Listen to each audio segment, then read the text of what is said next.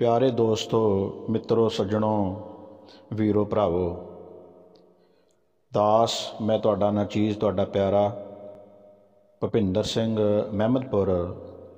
अज international labour day अंतरराष्ट्री मजदूर दिवस 1 मई नूं जो सारी दुनिया भर च मनाया जाता है।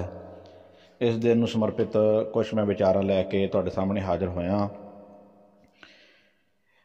वैसे तो एक धन गुरु नानक देव महाराज सच्चे पातशाह जी के 550 साला प्रकाश पुरब ते किरत के संकल्प नूं लैके जो गुरु नानक देव साहब जी ने सानूं दिता, उहदे ते मैं एक किताब लिख रहा पूरी। पर उस किताब दे विच क्योंकि किरत दा सीधा सीधा संबंध मजदूर वर्ग दे नाल है, तो इस करके उस किताब चों मैं कुछ अंश तुहाडे सामने विचार पेश करन जा रहा, रखन जा रहा। और मेरी अज की जिहड़ी गलबात वो सिर्फ 2 चीज़ों के उत्ते केंद्रित होएगी। एक तो किरत की लुट। किरत की लुट कदों शुरू हुई तो किरतियां नूं मजदूर वर्ग नूं किवें लुटिया जा रहा है, किवें किवें लुटिया जा रहा है। तो दूसरी इंटरनेशनल लॉ ऑफ लेबर जां जिहड़ा एक कानून बने ने लेबर दे उत्ते मजदूरां दे वास्ते, उन्हां दे भले वास्ते, वो कित्थे कित्थे किवें किवें सहाई हुंदे आ ते उन्हां दा किन्ना क लाभ हो रहा, इहदे उत्ते मैं अपने विचार केंद्रित करनी आ। किरत जिथे वीरो जिथे भी समाज है, पर आद काल तो ते सभ्यतावां दे इतिहास नूं पढ़ीए आपां, मजदूर वर्ग किरत दा ते किरतियां दा सानूं उत्थों ही जिक्र मिलना जिहड़ा आ वो शुरू हो जांदा। ते किरतियां दी लुट भी जिहड़ी आ वो बादस्तूर सीधे जां असिद्धे तरीके दे नाल चलदी आ रही आ। किरतियां ने अपनी सख्त मेहनत, करड़ी घालना ते खून पसीने दे नाल दुनिया दा ये जिहड़ा मूँह मत्था सवारिया, ये आसे पासे जो भी असी तरक्की, बिल्डिंगां, जो भी कुछ दिखाई दे रहा, सारा कुछ मजदूर वर्ग के हत्थां दी विचों ही पैदा होया। ये सुख सहूलतां, धन पदार्थ सब कुछ उन्होंने पैदा किया। पर इस दे नाल नाल उन्हां दी कीती कमाई उत्ते माड़ी निगाह ते लुट करन वालियां दी भी जिहड़ी कोई कमी नहीं हैगी।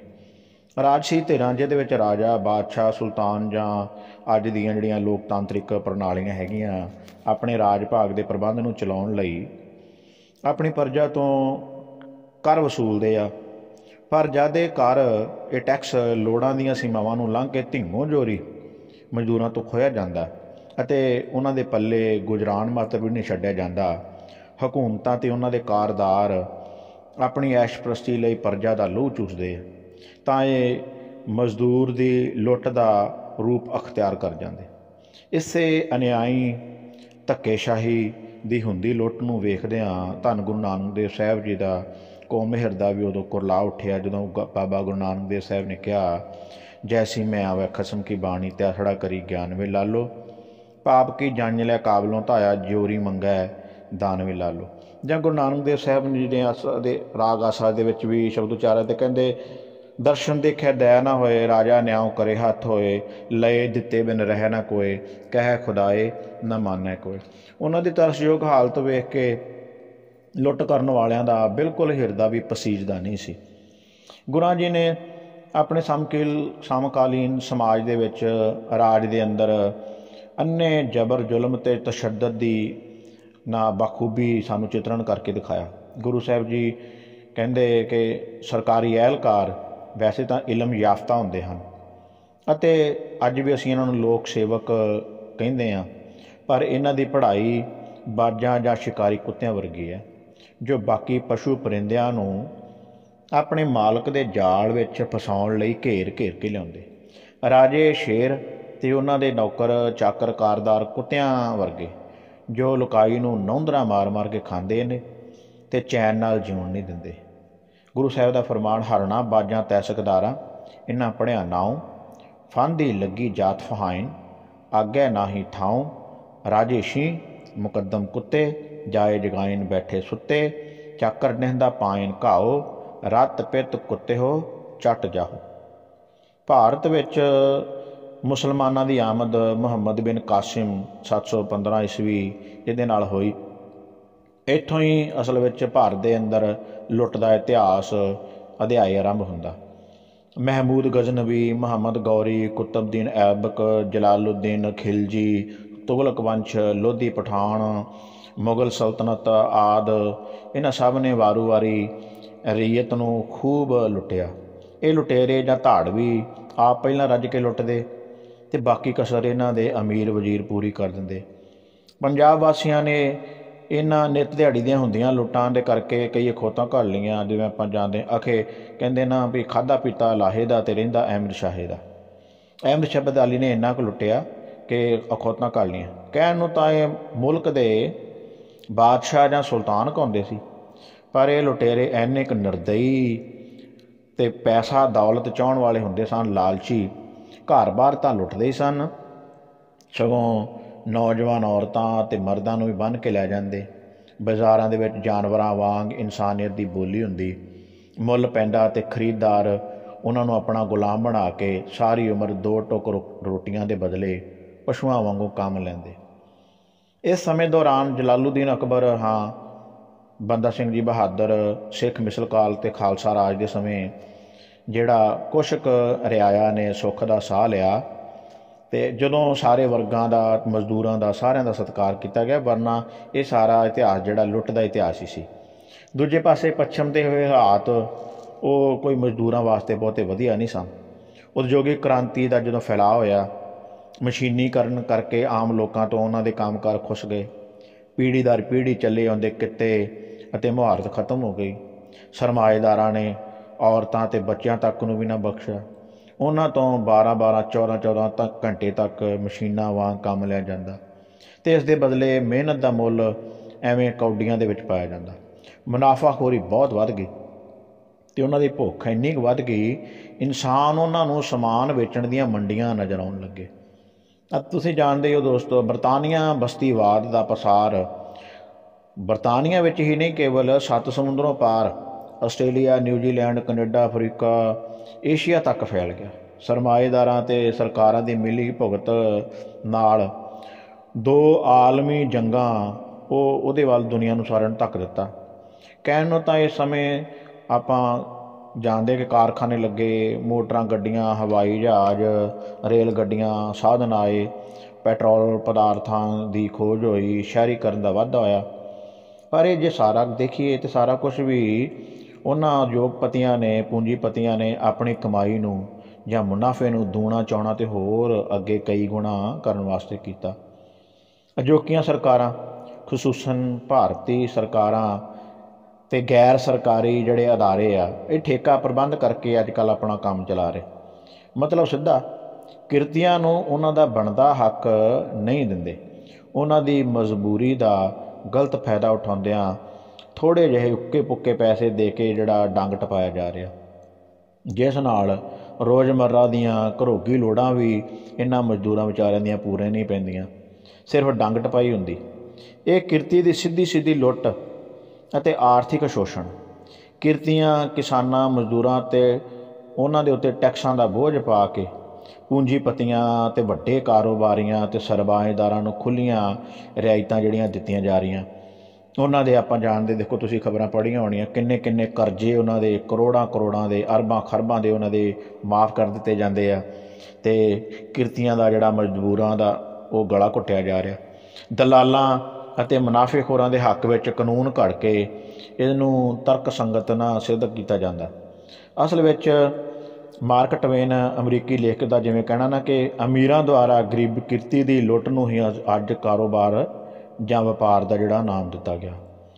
ਪਰ ਚਲੋ ਕੋਈ ਵੀ ਹੋਵੇ, ਕਿੰਨਾ ਵੀ ਅਤੇ ਕਿਸੇ ਵੀ ਤਰ੍ਹਾਂ ਮਜ਼ਦੂਰ ਨੂੰ ਜਾਂ ਕਿਰਤੀ ਨੂੰ ਲੁੱਟੇ, ਲੇਕਿਨ ਰੱਬੀ ਅਜ਼ਮਤਾਂ ਦੀ ਜਿਹੜੀ ਚਾਬੀ ਆ ਉਹ ਹਮੇਸ਼ਾ ਕਿਰਤੀ ਦੇ ਹੱਥ ਵਿੱਚ ਹੀ ਉਹ ਰਹਿੰਦੀ ਆ। ਅਤੇ ਦੋਸਤੋ ਹੁਣ ਆਪਾਂ ਗੱਲ ਕਰਦੇ ਹਾਂ ਕਿਰਤ ਦੇ ਕਾਨੂੰਨ ਦੀ, ਵੀ ਇਹ ਸਾਰੇ ਕਿਰਤ ਜਦੋਂ ਲੁੱਟ ਹੋਈ ਅਤੇ ਮਜ਼ਦੂਰਾਂ ਵਿੱਚ ਸੰਘਰਸ਼ ਜਿਹੜਾ ਸੀ, ਉਹ ਬਗਾਵਤ ਫੈਲਣੀ ਸੁਭਾਵਿਕ ਸੀ।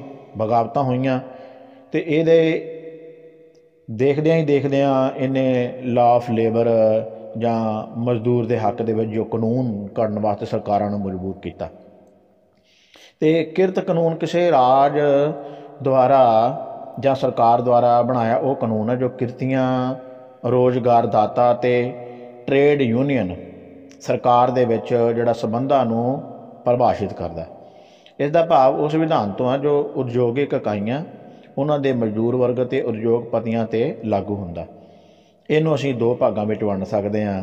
ਇੱਕ ਹੈਗਾ ਉਦਯੋਗ ਅਤੇ ਮਿਹਨਤ ਸੰਬੰਧੀ ਵਿਧਾਨ, ਮਤਲਬ legislation pertaining to factory and labour, ਜਿਸ ਦੇ ਅਧੀਨ ਜਿਹੜੇ ਕਾਨੂੰਨ ਬਣੇ ਉਹ ਕਾਰਖਾਨਾ ਅਧਿਨਿਯਮ 1948, ਉਦਯੋਗਿਕ ਸੰਘਰਸ਼ਾਂ ਦੀ ਨਿਯਮ 1947, ਭਾਰਤੀ ਕਿਰਤੀ ਸੰਘ ਅਧਿਨਿਯਮ 1926 ਇਸ ਸ਼੍ਰੇਣੀ ਵਿੱਚ ਮੁੱਖ ਆਉਂਦੇ ਆ। ਅਤੇ ਦੂਜਾ ਇਹਦਾ ਭਾਗ ਸੀ ਸਮਾਜਿਕ ਸੁਰੱਖਿਆ ਸੰਬੰਧੀ ਵਿਧਾਨ, ਮਤਲਬ legislation pertaining to social security.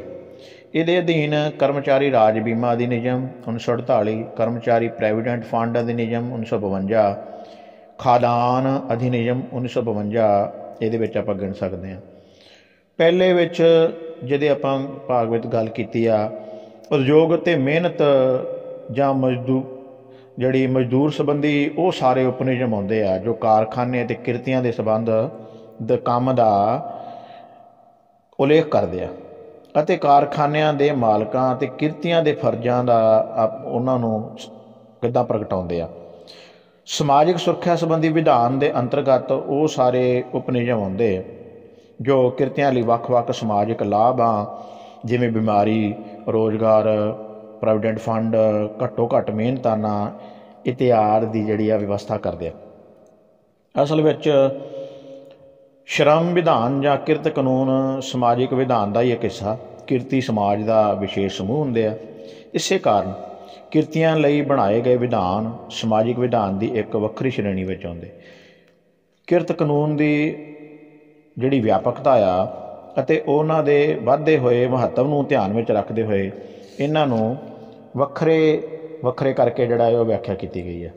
ਕਿਰਤ ਦੀ ਲੁੱਟ ਵਾਲੇ ਆਪਾਂ ਪਿੱਛੇ ਇਹਦੇ ਵਿੱਚ ਆਪਾਂ ਵਿਚਾਰ ਕਰ ਰਹੇ ਹਾਂ, ਕਿਰਤ ਦੀ ਲੁੱਟ ਕਿਵੇਂ ਹੁੰਦੀ ਆ, ਕਿਉਂਕਿ ਕਿਵੇਂ ਅਤੀਤ ਵਿੱਚ ਅਤੇ ਅੱਜ ਵੀ ਕਿਰਤੀਆਂ ਦਾ ਸ਼ੋਸ਼ਣ ਕਰਕੇ ਉਹਨਾਂ ਦੀ ਹੱਡ ਭੰਨਵੀਂ ਮਿਹਨਤ ਨੂੰ ਲੁੱਟਿਆ ਜਾ ਰਿਹਾ। ਅਤੇ ਆਪਾਂ ਸਾਰੇ ਜਾਣਦੇ ਹਾਂ ਕਿ ਸਭ ਤੋਂ ਪਹਿਲਾਂ ਉਦਯੋਗਿਕ ਕ੍ਰਾਂਤੀ ਇੰਗਲੈਂਡ ਤੋਂ ਸ਼ੁਰੂ ਹੋਈ ਅਤੇ ਬਾਅਦ ਵਿੱਚ ਯੂਰਪ, ਏਸ਼ੀਆ ਅਤੇ ਅਫਰੀਕਾ ਤੋਂ ਹੁੰਦੀ ਹੋਈ ਸਭ ਦੁਨੀਆ 'ਚ ਫੈਲ ਗਈ।